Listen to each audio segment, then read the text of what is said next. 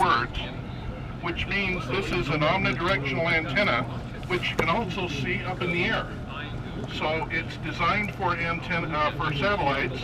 It will cover horizon to horizon in every direction. It's a right-hand circular polarized antenna, and don't let the left-handed helices fool you, because it really is right-handed circular polarization. It's useful for satellite reception and transmission. And when I get done, I'm going to build a 70-centimeter version. This is a 2-meter version.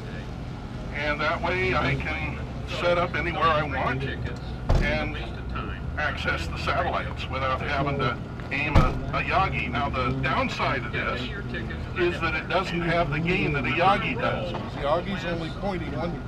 I'm out. Time out? Okay, it timed out on me. It doesn't have the gain that a Yagi antenna does, but you don't have to aim it.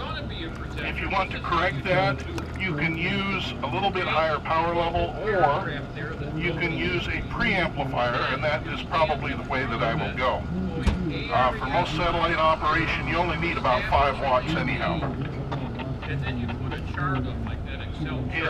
has a coax that goes up through the center, and it's fed at the top. These are 2 separate loops, each of which are twisted 180 degrees. It's fed at the top, goes through the bottom, and if you look, they're kind of staggered. That's because one loop is a little bit longer than design frequency. The other loop is a little bit shorter than design frequency. And if you do it right, each loop has an input impedance of 100 ohms. Now what happens if you put 200 ohm resistors in parallel?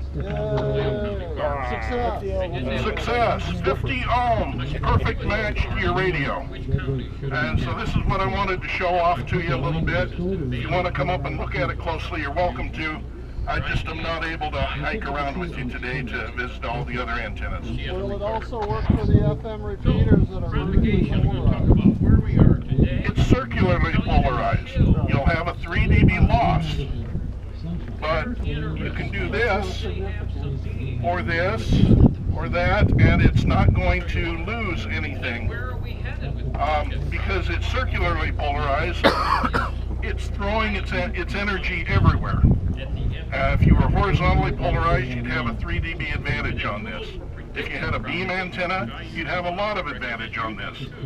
This is as close to the theoretical isotropic radiator that you can actually get in real life. You want to mention the common mode choke? Yes, up at the top I've got 4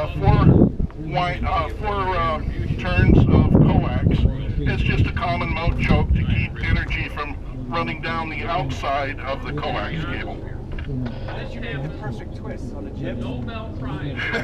No, they're not perfect. No, the bent part, the curved parts are all soft drawn copper.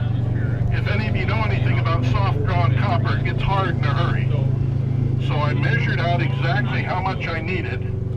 I put the twist in it first, and then I bent it out from the roll that it came into until I had it approximately where I needed it, and could fit it into each of the 90-degree fittings at the bottom and top. Any other questions? Instruction details. There are plans on the internet where you can get the details on these. I think it's just Google QHA or QFA and helicoidal antenna, and you'll find these articles, and it'll give you the details. Now, one thing that's really important, I'm going to take the cap off here and show you something. Really great information there. Turn on my virtual laser pointer. And you might want to come over and look at this. Each of these loops comes up in the middle.